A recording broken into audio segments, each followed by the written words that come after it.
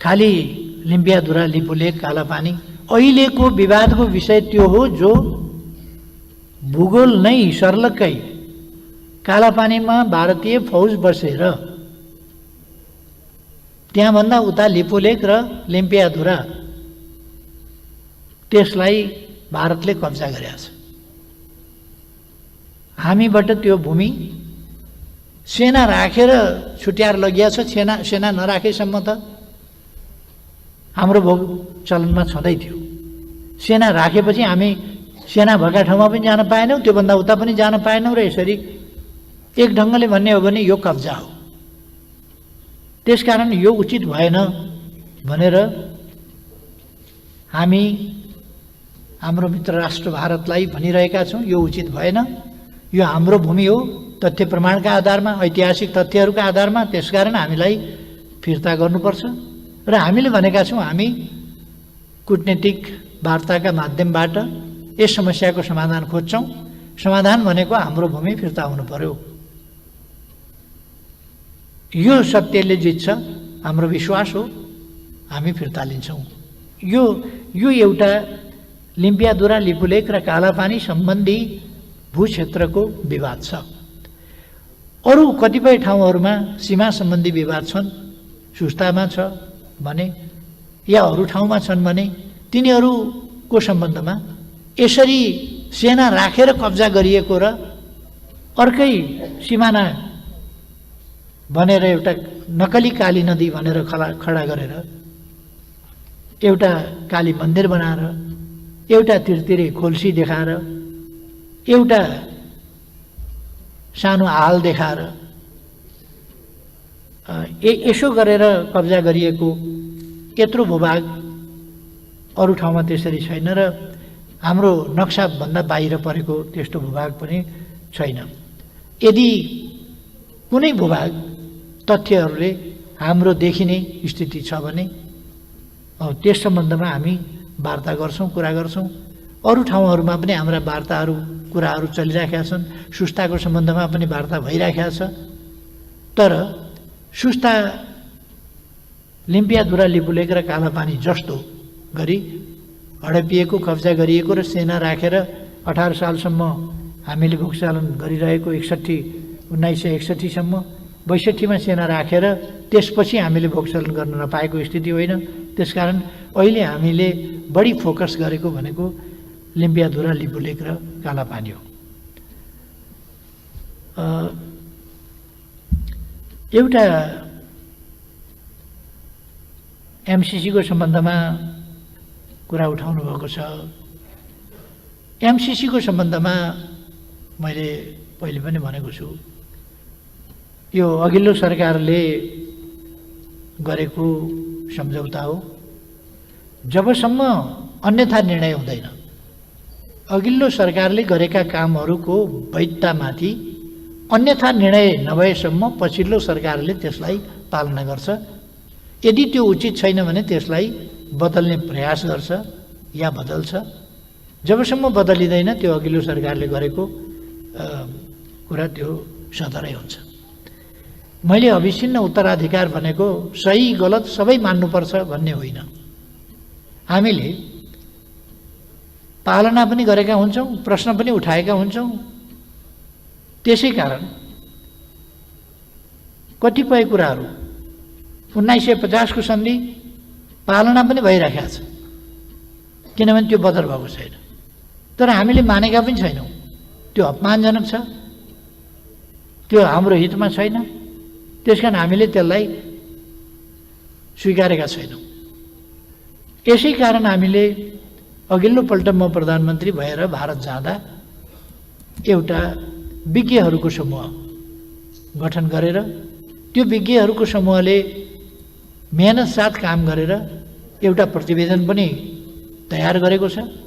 त्यो प्रतिवेदन दुईजना प्रधानमन्त्रीलाई, भारतका प्रधानमन्त्री र नेपालका प्रधानमन्त्रीलाई त्यो उच्च स्तरीय विज्ञ समूहले बुझाउनु पर्ने हो। हाम्रो तर्फबाट हामी तयार छौँ, तर पहिले भारतले बुझ्ने भन्ने उहाँहरूले बनाउनु भयो। बुझ्ने कहिले भन्ने कुराको विवाद ठुलो कुरै होइन। त्यसकारण हामीले हुन्छ भन्यौँ। हामीले पहिले बुझ्ने भनेको भए पनि हामीले बुझेर उहाँहरूले नबुझ्ने हो भने पनि त्यो अधुरै रहन्थ्यो। उहाँहरूले बुझेर हामीले नबुझ्दा पनि अधुरो रहन्थ्यो। त्यसकारण दुइटैले बुझ्दाखेरि जसले पहिले बुझे पनि हुन्छ भनेर हामीले भारतले पहिले बुझे पनि हुन्छ भनेर मान्यौँ र उहाँहरूले बुझ्नु भएको छैन। यो एउटा चाहिँ नै दुःखद कुरा हो। उहाँहरूले त्यो बुझ्नु र त्यस सम्बन्धमा अगाडि के गर्ने भन्ने दुईटा प्रधानमन्त्रीले अगाडि बढाउने बाटो खोज्नु र त्यसका सिफारिसहरूलाई कार्यान्वयन गर्ने, त्यहाँ देखाइएका समस्याहरूको समाधान गर्ने, त्यो कामहरू गर्नुपर्ने। त्यसमा 2 वर्षदेखि भारतको रुचि नदेखिनु त्यो सहज कुरा पनि होइन, स्वाभाविक कुरा पनि होइन। अब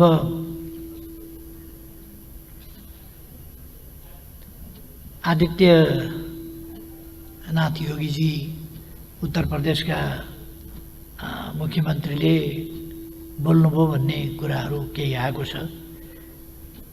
यदि उहाँले त्यसरी बोल्नुभएको हो भने त्यो जायज होइन र त्यसरी नेपाललाई यदि उहाँले धम्काउन खोज्नु भएको हो भने त्यो उचित होइन।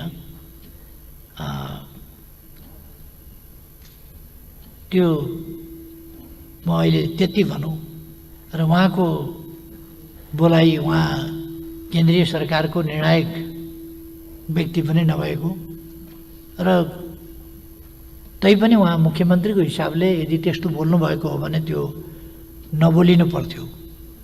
त्यो बोल्नुभएको हो भने आलोच्य विषय हो। त्यो बोल्नुभएको र त्यसरी नेपाललाई धम्की दिनुभएको हो भने त्यो निन्दनीय विषय हो। त्यसलाई नेपालमाथिको हामी एउटा अपहेलनाको रूपमा बुझ्छौँ त्यस्तो कुरालाई। र नेपाल हेपिन तयार छैन, हेपिन मान्दैन भन्ने कुरा म योगीजीलाई स्मरण गराउन चाहन्छु।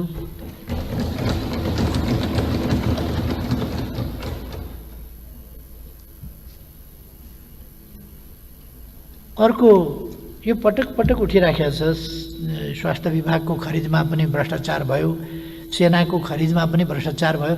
एक थरी मान्छेहरू नेपालमा म के देख्छु, केही चाहिँ मिडियाहरू पनि राम्रो कुरा भनेको गर्न नजान्ने, नगर्ने र नराम्रो कुरा गर्नु चाहिँ आफ्नो धर्म ठान्ने खालका त्यो पनि म देखिराखेको छु। र मैले भनिराखेको छु, यदि कुनै प्रकारको अनियमितता देखियो भने त्यसको छानबिन हुन्छ र हामी कारबाही गर्छौँ।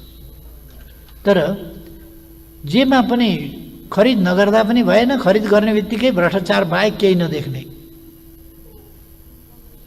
केही उद्देश्यमूलक ढङ्गले लाग्ने, त्यस प्रकारका केही अनावश्यक ढङ्गले, जस्तो गणतन्त्रको विरोध गर्न मन लाग्यो भने गणतन्त्रको विरोध खुला गरे भने,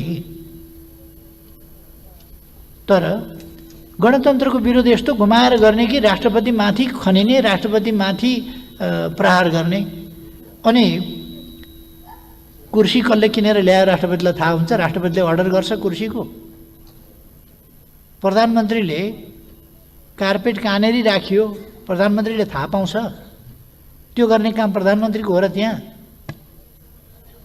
अनि प्रधानमन्त्रीको निवासमा कार्पेट कहाँनेरि राखियो, कहाँनेरि राखिएन, प्रधानमन्त्रीलाई थाहा हुन्छ, राष्ट्रपतिलाई थाहा हुन्छ कहाँनेरि कार्पेट राख्यो, कसले खरिद के गर्यो भन्ने कुरा। त्यसकारण जेमा पनि राष्ट्रपतिको जसरी विरोध गर्ने, एउटा माखौल उडाउने, यो एउटा दलगत रूपले हेर्ने कुरा पनि उचित होइन। राष्ट्रपतिको संस्थालाई हामीले निष्पक्ष मर्यादित संस्थाको रूपमा व्यवहार गर्ने र राष्ट्रपतिलाई एउटा राष्ट्र प्रमुख तर कार्यकारी प्रमुख होइन, कार्यकारी अधिकार नभएको राष्ट्रपतिको रूपमा, सम्मानित संस्थाको रूपमा र खास केही अधिकारहरू मात्रै दिएर दैनिक शासन प्रशासन सञ्चालनबाट अलग राष्ट्रपतिलाई हामीले राख्ने गरेका छौँ। तर राष्ट्रपतिले जवाफ पनि दिँदैन। तर राष्ट्रपतिको विरुद्ध लगातार अनवरत हरेक ससाना न्यूमा आक्रमणको तारो बनाइन्छ। मैले त्यसलाई गणतन्त्रका विरुद्धको एउटा साजिसको रूपमा मात्रै, गणतान्त्रिक प्रणालीलाई कमजोर बनाउने, गणतन्त्र ठिक होइन भन्ने कुरालाई लाने। के गर्नु पर्थ्यो त राष्ट्रपतिले? चुप लागेर बस्ने राष्ट्रपति चुप लागेर बसिया छ। त्योभन्दा बढी राष्ट्रपतिले के गर्नु पर्थ्यो? अनि त्यहाँ दुबो काटेर चौरी चिटिक्क पारियो। अहिले चौरी चिटिक्क पार्ने कि कोरोनाका विरुद्ध लड्ने भन्ने। अनि राष्ट्रपतिले त्यो कोरोनाका विरुद्ध नलड, यहाँ चौरी चिटिक्क पार भने हो र? त्यहाँ त त्यही दरबन्दीका मान्छे छन्, त्यही काम गरिराख्या होलान्। यो खालको चाहिँ नि जुन एउटा विरोधको शैली छ त्यो वास्तवमा के भने लोकतान्त्रिक पनि भएन, तान्त्रिक पनि भएन र गणतन्त्रका विरुद्धमा केन्द्रित र लक्षित हो। यस्तो कुरामा हामी हौसिनु हुँदैन भन्ने म सम्मानित सदन समक्ष अनुरोध गर्न चाहन्छु। त्यस्तो कुरामा बहकिनु हुँदैन। हामी जोसुकै होस् एउटा मर्यादित ढङ्गले पेश हुने तरिका अवलम्बन गर्नुपर्छ।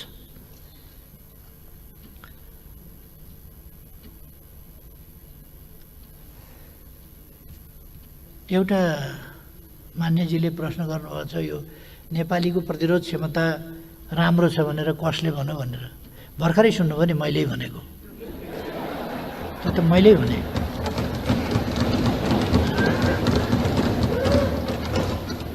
नेपालीको प्रतिरोध क्षमता राम्रो छ भन्ने कुराको चुनौती कुनै डाक्टर, कुनै वैज्ञानिक, कुनै शोधकर्ताबाट कहीँबाट आयो भने मैले स्वीकारौँला। तर नेपालीको प्रतिरोध क्षमता, नेपाली अलिकति आधा नेपाली हिमाली भेगतिरै स्वच्छ हावा, स्वच्छ पानी, उकाली ओह्राली हिँडेर पहाडी जनजीवनमा बसेका छन् र स्टामिना बलियो छ एउटा। अर्को हाम्रो खानामा, अर्को तराईमा बस्नेहरूको पनि हिमालबाट ठोकिएर, हामीले थाहा पाउनुपर्छ नेपालको भूगोल। यदि मरुभूमि जन्य ठाउँहरूबाट तातो हावा आयो भने हिमालको नजिक पुग्नभन्दा पहिले त्यो चिसो भइसक्छ, कायल भइसक्छ।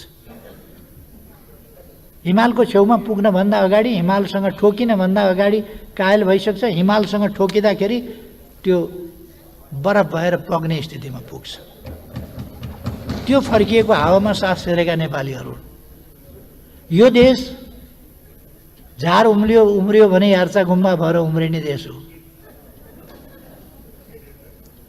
यस देशमा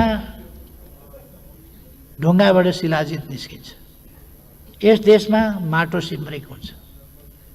यो देश जडीबुटीको देश हो, औषधिको देश हो। यस देशको पानी हिउँबाट हिमालमाथि बसेर त्यसपछि पग्लिएर अनेक मिनेरल तत्त्वहरूसँग खेल्दै तल रसाएर निस्किएको पानी हुन्छ। त्यसकारण यो इभिएन बराबरको छ यो पानी यहाँको। त्यसकारण यो उकाली ओह्राली गर्ने, परिश्रम गर्ने, फिजिकल वर्क गर्ने र यस्तो देशका मान्छेहरूको स्वाभाविक रूपमा यो वैज्ञानिक कुरा हो। जहाँ योगाको ट्रेडिसन छ, जहाँ व्यायामको ट्रेडिसन छ, यस देशमा जहाँ योगा पैदा भयो, यस देशमा इम्युन सिस्टम तगडा छ भन्ने कुरा स्वतः सिद्ध छ। अर्को, हाम्रो भान्सामा म विनम्रताका साथ भन्छु, अरू कसैप्रति कुनै धक्का नपर्ने गरी नेपालीहरूको भान्सामा पाउरोटीमा बटर दलेर खाने तहको होइन। यहाँ दाल, चामल, मकै, बटमास, यी अनेक चिज हुन्छन् र त्यसमा बेसार अनिवार्य हुन्छ, नुन अनिवार्य हुन्छ, खुर्सानी अनिवार्य हुन्छ, यहाँ जिरा, धनिया, प्याज, लसुन, अदुवा यी सबै औषधि हो। हरेक दिन औषधि खाएर प्रतिरोध क्षमता बढाएको नेपाली यसको प्रतिरोध क्षमता माथि हुन्छ भन्ने कुरा स्वतः सिद्ध छ। त्यसर्थ नेपालीहरूको प्रतिरोध क्षमता राम्रो छ, अवश्य राम्रो छ र हामीले यस ट्रेडिसनलाई जनताका बीचमा पनि लानुपर्छ। हाम्रा ट्रेडिसनल खानेकुराहरू, हाम्रो भान्साको तरिका यसमा हामी कायम रहनुपर्छ। नयाँ शैली भनेर पिज्जातिर कुद्ने भन्दा ढिँडो र अचारसँग नै ठिक छ, सागसँगै ठिक छ, यतापट्टि नै हामीले सोच्नुपर्छ। म भन्न चाहन्छु, हामीले दिएको नारा निरोगी नेपालको उपचार दोस्रो पक्ष हो। पहिलो पक्ष स्वस्थ रहनका लागि उपचार कि निरोगीपन भन्दा स्वस्थ रहनका लागि आरोग्यता, निरोगीपन, त्यसका लागि सन्तुलित र औषधिमय खाना जो हामीले खाने गरेका छौँ। औषधिमय खाना यो निरोगीपनको एउटा आधार हो। दोस्रो उपयुक्त शारीरिक श्रम वा व्यायाम त्यो आधार हो। तेस्रो आराम, आवश्यक मात्रामा शरीरलाई पुग्दो आराम। यो मैले मात्र होइन, ऋषिमुनिहरूले गरेका व्याख्या हो। आहार, विहार, निद्रा, यो ऋषिमुनिहरूले आहार विहार भनेको व्यायाम र आराम, यो ऋषिमुनिहरूले गरेका व्याख्या हो। र हामीले सकारात्मक सोचका साथ अगाडि जानुपर्छ र स्वस्थ उच्च मनोबल त्यो राख्नुपर्छ र हामी रोगलाई पराजित गर्न सक्छौँ भन्ने उच्च मनोबल, सकारात्मक सोचका साथ अगाडि जानुपर्छ र स्वच्छ स्वस्थ वातावरणमा बस्नुपर्छ, सरसफाइका साथ बस्नुपर्छ। त्यसले हामीलाई चाहिँ निरोगी रहन मद्दत गर्छ। त्यो पनि एउटा प्रतिरोधी कुरा हो। त्यसै कारण अहिले किन विज्ञानले भनेको छ बासी कुरा नखाऊ, फ्रिजको भन्दा बढी ताजा खाऊ। हामी ताजा खानेकुरा पकाएर खान्छौँ। त्यसकारण यसर्थ म नम्र निवेदन गर्न चाहन्छु, नेपालको सबै नराम्रो, नेपालको खानेकुरा पनि नराम्रो, नेपालको बाजा पनि नराम्रो, नेपालको गीत पनि नराम्रो होइन। सबैतिरको भन्दा खाना पनि राम्रो, बाजा पनि राम्रो, गीत पनि राम्रो, दोहोरी पनि राम्रो, रोदीघर पनि राम्रो, नेपालकै राम्रो। हात मिलाउनेबाट नमस्ते गर्ने राम्रो भन्ने कुरा त थाहा भइसक्यो अहिले। हामी पनि हात मिलाउनेमा गइसकेका थियौँ। अब नमस्ते गर्नु पो ठिक रहेछ। हाम्रा पुर्खाले भनेको कुरातिर नमस्कारै ठिक रहेछ। त्यसकारण कतिपय बेठिक कुराहरू छन् भने तिनलाई छोडौँ, नत्र भने यी कुराहरूतर्फ ध्यान दिउँ भन्ने मेरो चाहिँ नै आग्रह हो। हामीले, हाम्रा पुर्खाहरूले हजारौँ वर्ष लगाएर खोज, अध्ययन, अनुसन्धान गरेर, मैले भन्ने गरेको छु, हाम्रा पुर्खाले नचाखेको कुनै पात छैन होला, वृक्षको, लहराको कुनै बोक्रो छैन होला, कुनै फुल छैन होला, कुनै जरो छैन होला हाम्रा पुर्खाले नचाखेको। त्यसै कारण कुन औषधि हो, कुन चाहिँ बिख हो, कुन औषधि केमा, कसको बोक्रो केमा ठिक हुन्छ, कसको पात केमा ठिक हुन्छ, कसको मुन्टो पिसेर लाउँदाखेरि कहाँ ठिक हुन्छ भन्ने कुरा हाम्रा पुर्खाले यो हजारौँ वर्ष लगाएर गरेको आविष्कार, ती कुराहरू हामीले छोड्नु हुँदैन। यसै कारण आयुर्वेद, होमियोपेथी जस्ता कुराहरू हाम्रा क्षेत्रका आविष्कार यी अत्यन्त महत्त्वपूर्ण छन्, मूल्यवान छन्, यसको विकास गर्नुपर्छ भन्ने हो। एउटा प्रश्न गर्नुभएको छ साथीहरूले,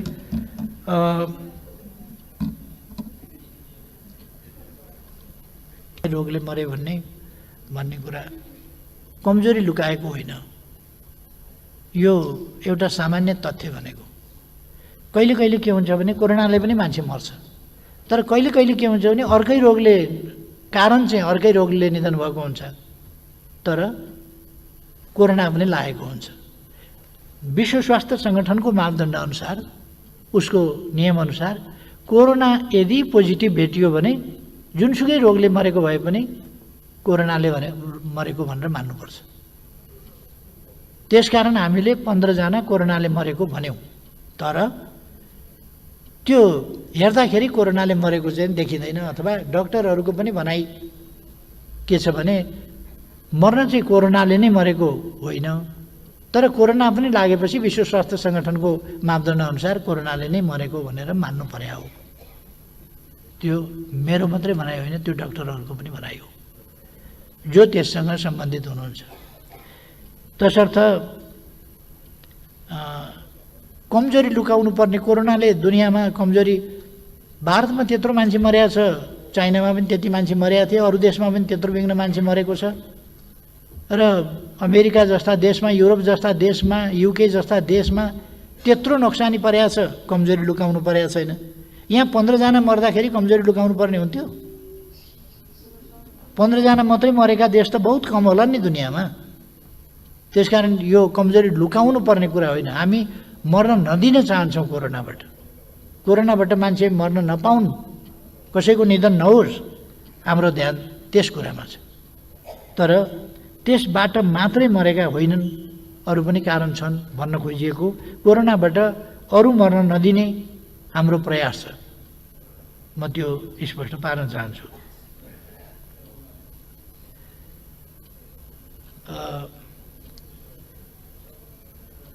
एउटा महत्त्वपूर्ण प्रश्न सोध्नु भएको छ, के प्रधानमन्त्रीजी साँच्चै अहिलेको सरकारको कामसँग सन्तुष्ट हुनुहुन्छ भनेर। 100% कि 99%? 100% हो भने त्यति त भन्न सक्दिनँ, तर म सन्तुष्ट छु। र प्रश्नकर्ता मान्यजीले यो प्रश्न ढुक्कैले सोध्नु भएको चाहिँ हो जस्तो मलाई लाग्दैन। किनभने यो सरकार बनेको 2 वर्षमा के उपलब्धि भयो भन्ने देख्नु भएको छ। के उपलब्धि भयो भन्ने, सरकारका उपलब्धिहरूलाई ओझेलमा पारेर विषयान्तर गरेर अर्को चिज देखाउन खोजिएका प्रयासहरू पनि मान्यजीले देख्नु भएको छ। सरकारले एउटा उपलब्धि गर्छ, त्यतापट्टि होइन अर्कातिर। यो चलाखले कस्तो गर्दो रहेछ भने, एउटा भैँसी व्यापारीले भैँसी बेच्ने भएछ, किन्ने मान्छे आएपछि उसले चाहिँ सोधेछ दुध कति दिन्छ भैँसीले भनेर। भैँसी किन्दाखेरि हेर्नुहोस्, खास गरेर दुध कति दिन्छ भनेर त्यति मतलब हुँदैन, सिङ कस्ता छन् हेर्नुहोस् न, सिङ हेर्नुपर्छ। सिङ उसले सिङ चाहिँ चिल्ला पारेर राखेर रहेछ, तेलसेल लगाएर अनेक गरेर। अब भैँसीको सिङले के गर्ने, दिनुपर्ने दुध। यहाँ सरकारले बाटो बनाएको छ, हामी बाटो बनाएको कुरा गर्छौँ। बाटो बनाएको कुरा नगर न। सहसचिवले किन्दाखेरि त्यहाँ, अब किन्दाखेरि यदि खाएको रहेछ भने कारवाही गर्छौँ हामी छानबिन गरेर। अनुमानित कुरा एउटा चाहिँ ठोकिदियो उसले। यता हेर न, हामी पुल बनाएका कुरा गर्छौँ, हामीले जहाजका कुरा गऱ्यौँ, मान्छेहरूले उडाए। अब जहाजको बाटो, नदीको बाटो, यो त हामी प्रयोग एक ढङ्गले प्रयोग गर्न थालेका छौँ, अर्को ढङ्गले अब आफ्नै झन्डा राखेर पानी जहाज चलाउने तयारीमा हामी लागिरहेका छौँ। यसले कति दूरी घटाउँछ, हामीले कतितिर बाटाहरू खोल्यौँ, कतितिर अरू सुविधाहरू हामीले पनि निर्माण गर्न पाइँदैन, अन्तर्राष्ट्रिय कानुनले पनि पाइँदैन, असल छिमेकीको हिसाबले पनि पाइँदैन। त्यसकारण भारतले यस्तो गर्न मिल्दैन। पहिले त्यस्ता भएकाहरू पनि सच्याउनुपर्छ भारतले, हामीले भनिराखेका छौँ। र हामी न्यायोचित कुराको हकमा अड्न, लड्न, भन्न, त्यसमा कुनै हिचकिचाउने सरकार यो होइन। यो साथीहरूले देख्नुभएको छ। हामीले सार्वभौम समानताको नीतिका आधारमा व्यवहार गर्ने गरेका छौँ र त्यसै गरेर गर्छौँ।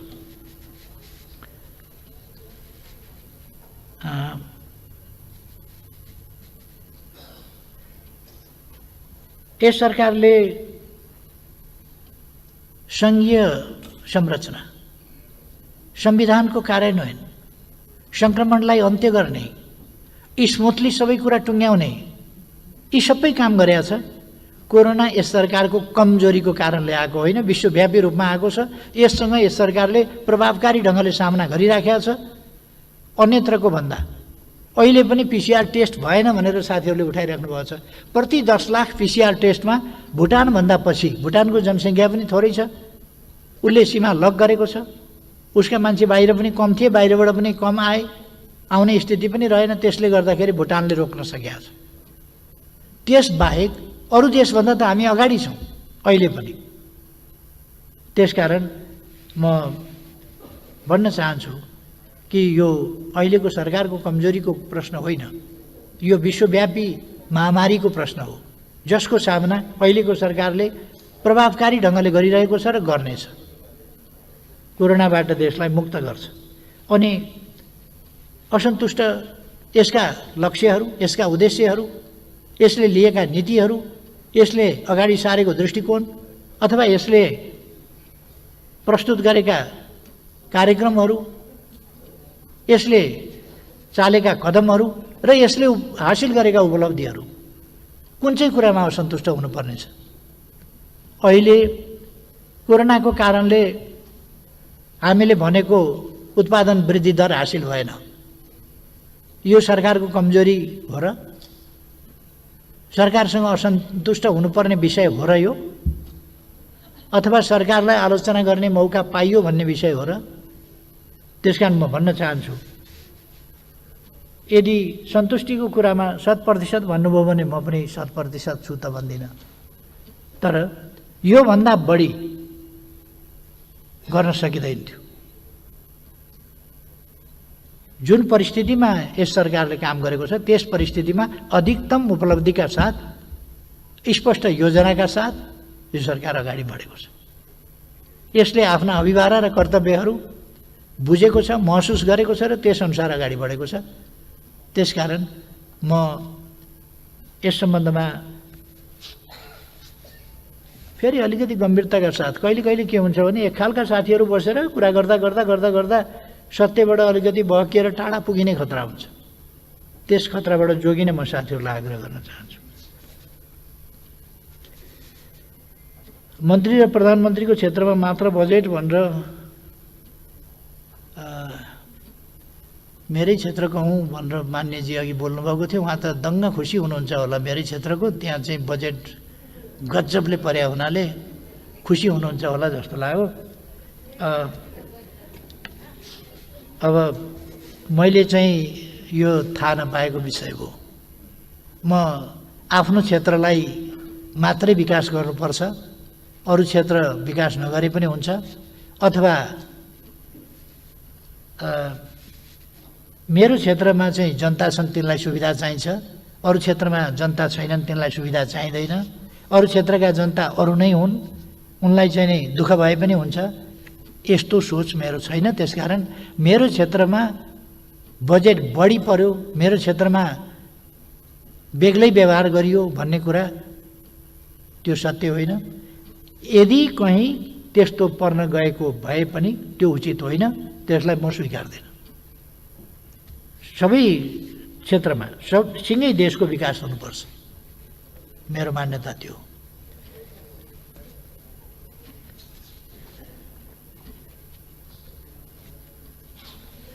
एउटा सोध्नुभएको छ साथीहरूले, महिला दलित आदि समेतका आयोगहरू किन बनेनन् भनेर।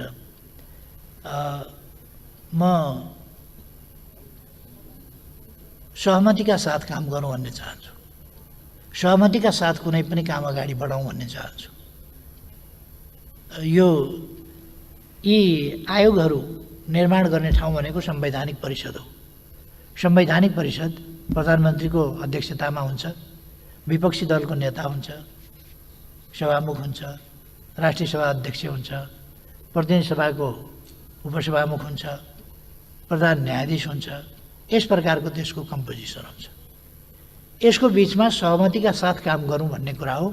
अहिले सहमतिका साथ काम गरौँ भन्ने कुरामा अलिक सहमति बन्दै गएको स्थिति छ र अब छिटै नै यी आयोगहरू गठन हुन्छन् भन्ने मेरो विश्वास छ र म त्यस प्रयासमा लागिरहेको छु।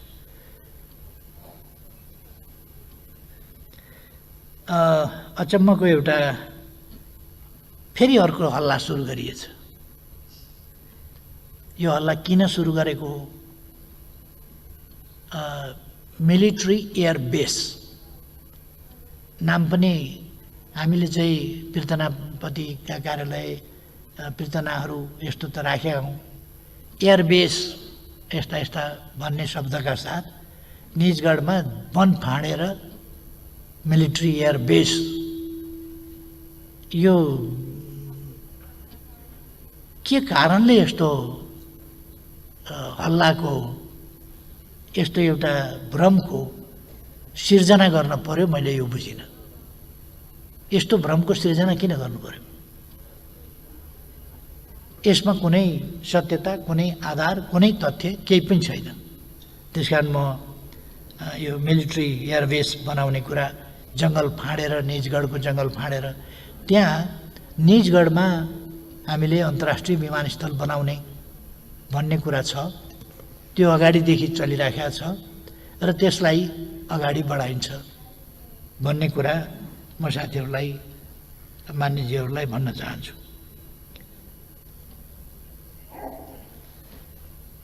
रुकुम घटनाको सम्बन्धमा